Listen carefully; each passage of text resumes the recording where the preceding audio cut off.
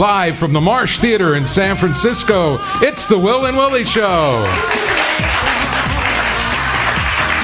By the way, the music we're listening to is Tiger Lynn, that's Lyn, from her great CD, produced by Narda Michael Walden, by the way. Oh, wow. On drums, yeah.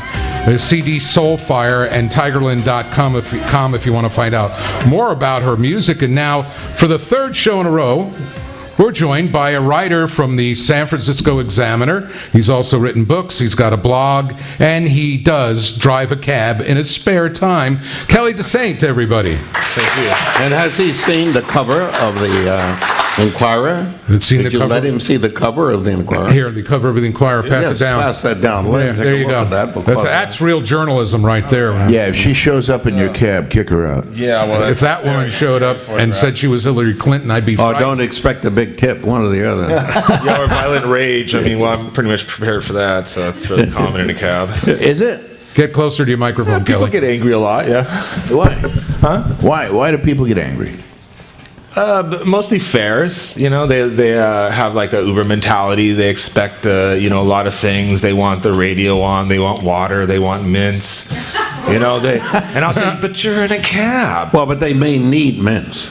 Yeah, I carry mints just for that reason. Thank you. That's it actually makes more sense for cab drivers to give out things because we work on a tip-based system. So, here's something, I'm going to get something in return. While Uber drivers, of course, don't have the opportunity to get tips unless, the passenger gives them cash. But, I don't mind people using the radio or whatever, but sometimes people do get uppity. But let me ask you, you obviously talk to a lot of people in that cab. Give us your thumbnail recollection of what they're saying about the November election. As far as like Trump. Candidates, who's going to win or lose, etc. Well, you have the types who are all like, I'm going to go for Trump because that'll be funny. And then you have everybody else that are just, they don't like Hillary, they like Bernie, Right. There was a lot of Bernie talk early on, and that sort of faded away. Of course, my Bernie talks usually went, into the realm of, you can't actually use Uber and Lyft and support Bernie, right? And they'd be like, why not? I go, I don't know, because he's a progressive and Uber and Lyft exploit workers? They'd be like, what? What? They're exploited, man? Really? Yeah, imagine that. Imagine that. Speaking of... Did you get more favorable Hillarys or more favorable Trumps? San Francisco, of course, Well, yeah. Hillary. We live in a bubble. Acceptance of Hillary, But in the Bernie days, there was definitely a lot of Bernie fever. How about among the people who don't live in San Francisco that you were given a ride to, if any? Oh, well, you start talking about tourists, people from Middle America. Yes. It's, again, I'm on a tip-based system, so I got to watch what I say. So when I get some people who are obviously from, Midwest or South, and the first thing they say to me when they get in my cab is, wow, you're white. I know I'm treading on dangerous territory. So I don't want to really get into the politics angle of it. A white cab driver. But sometimes I do, sometimes I do. I have people that will make fun of the homeless, and make, really snide comments about the tents and things like that. And I'll be like, I'll try to correct them somewhat, about being polite. But, I try to avoid the political questions of the people from the flyover states, I just don't figure it'll go very well for me, and I'll lose out on a tip. No, yeah, of course, certainly. But I use cabs virtually full time. I don't do the ride share people. He does flywheel. That's the cab. That's the cab. But that's the taxi. You have a smartphone to do it? Yeah. I've always heard you didn't have phones. No, he doesn't have email. Oh, no, it's E for evidence. And Hillary wished she'd taken my the picture of Hillary in the airport looking down at her cell phone, it's like poor thing, because they use that picture. They show Trump's tweet. This is like fair news, and I had the sound off. And so they show Trump at a rally. They show Trump his latest tweet, and then they cut to a shot of Hillary, and she's hunched over her phone, that one shot in the airport looking at the phone. When she passed out the other day, I think CNN ran it like 14 times in a minute and a half. Same thing happened to Bush and Gore. They didn't like Gore. They were tired of Gore. They knew what to expect from Gore. And the media loved Bush that first time, and they just followed him around, and they gushed over him, and of course... he entertained them well. Yeah. He kind of spoke their language and said things that gave them a byline, so to speak, and it was pretty cool. Yeah. But it's the same thing going on now. That people are just egging Trump on, and in order to egg him on, you have to support him. Otherwise, he'll turn on you. Although I hear he's rescinded his boycotting, the Washington Post and Politico and stuff. Yeah, but they'd give that up in a hot minute if he smiled at them. Well, Kelly Dessaint is our guest. He writes I Drive San Francisco for the SF Examiner. And your fellow columnist, who was a guest on our show, Joe Fitzgerald Rodriguez, wrote an article, a little picture of an Uber driverless car in Pittsburgh, Pennsylvania. And it says, self-driving mapping data Uber vehicles seen in San Francisco. So my question here is, what are you going to do with yourself if this becomes something where there aren't drivers in cabs? And Willie Brown, who are you going to talk to and get your information from? Well, I mean, two things about the autonomous cars is, one, Uber is going to have to completely change their business model. Their business model right now is set up on being a technology company. They only provide an interface for drivers and riders to access each other, much like, Tinder. And so that's their business model. That's what's gotten them $62 billion. It's connecting people. That's all they do. That's all they claim to do. They don't train the drivers. They don't tell them what to do. Nothing. So that's their business model, and it's made them so much money. Now, if they are going to become the world's largest taxi company and have to purchase all these autonomous vehicles, because who's going to buy an autonomous vehicle to let Uber use for them, which is their current Uber X model, is, hey, I own a car, I will let you use it as a taxi cab while I drive it. That's their model now. So nobody's going to give them autonomous cars that they themselves own. So they're going to have to buy a very, very large fleet of autonomous vehicles. They're going to have to assume all the liability, all the risk, everything. And how does that make sense? Let me tell you what they're going to do. They're going to partner up with an auto manufacturer. Well, they're already doing that. Lyft's done that too with GM. Absolutely. Ford just bought Chariot. From that moment on, that business model that you described so accurately, it's going to be a different business model. But it's still, they're going to have all the liability and the risk. And they're willing to take that. Now, the other thing about that, so now to get rid of the human element. That's a Ford. Absolutely. Well, let's say, because by then they're going to have to start paying coverage for the people that they not now cover for anything. Every court decision has been made of late about what Uber is doing with its employees, or persons who are qualified to be employees or being styled as employees. More of that is going to happen as things unfold. And I don't think you're accurate when you say they don't get any training or direction. Oh, yes, they do. They get a lot of training and direction from, it's self-training, but they're told what they need to do, and they're dropped as quickly as they're dropped because passengers rate them. That's why Uber I was an Uber and Lyft driver for 10 months before I switched to taxi. So I was trained by Uber. I had no training.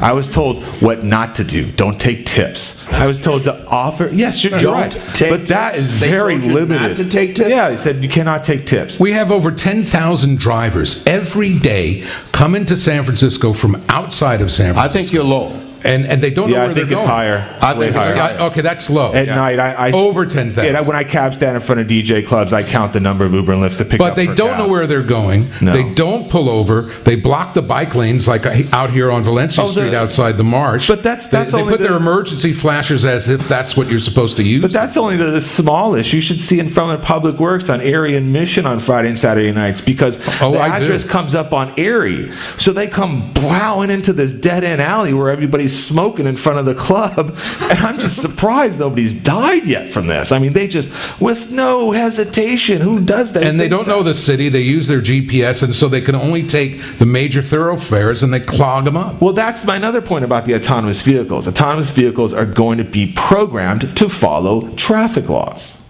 Uber and Lyft drivers currently don't follow traffic laws. They go down now- the wrong way now down let's one-way say- streets. Yeah, that's a terrifying thing. Happens way too much.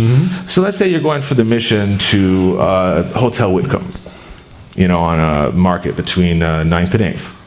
If you're going to take a personal car from the mission to the Hotel Whitcomb, you're either going to go north to the Tenderloin, or you're going to have to go to Folsom, go up 9th, and go that way. That's where you have to go. How does a cab go?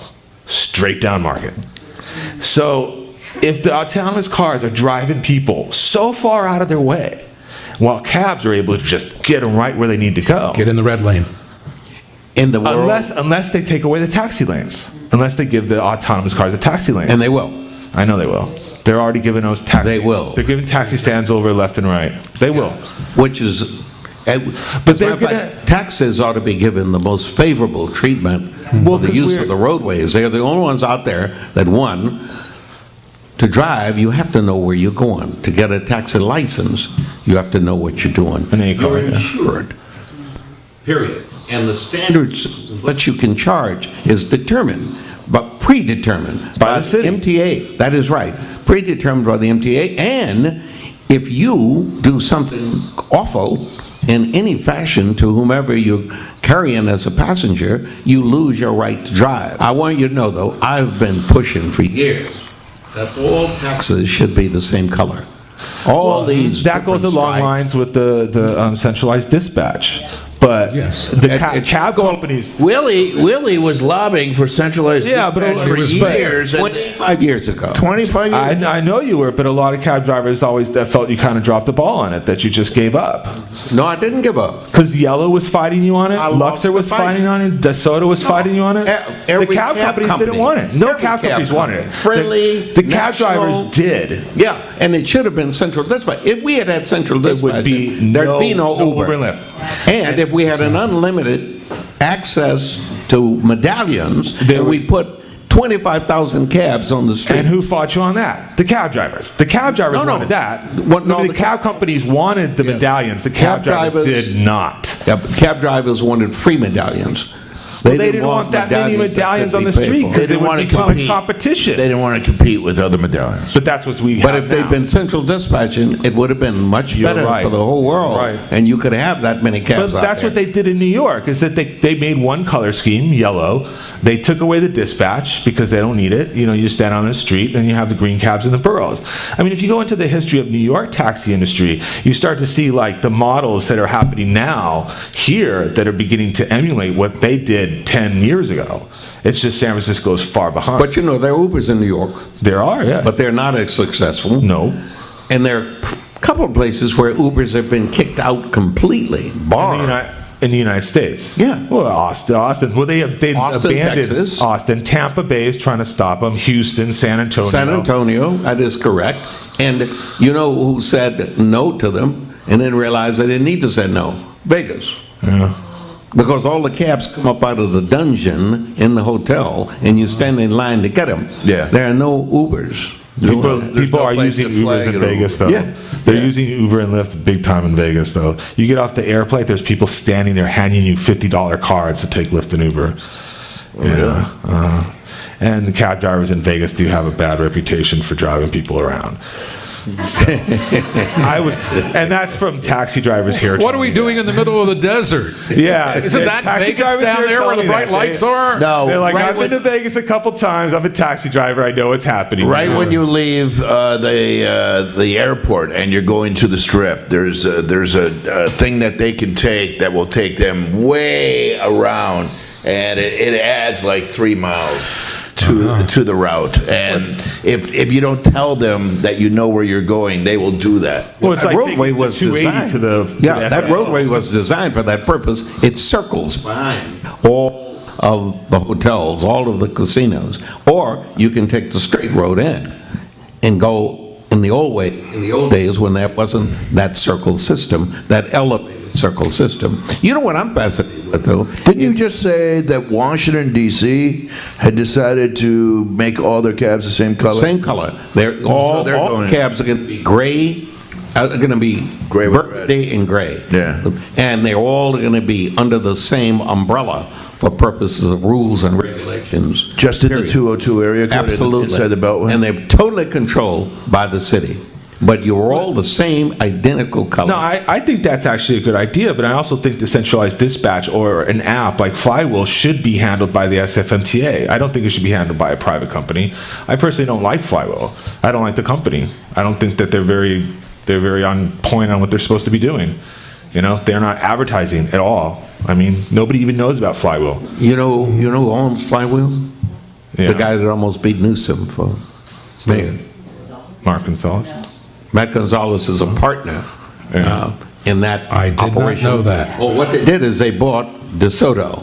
You don't see any more blue cars Yeah, out that's there. Flywheel now. That's Hansu rebranded because he's in line with Flywheel. So Hansu rebranded a fleet to advertise Flywheel, but all it's done is created confusion. I was in a cab stand the other night when people came running to this Flywheel, go, oh, we have a Flywheel. And he goes, well, he looks at it, he goes, no, it's deluxe or 2 cars up.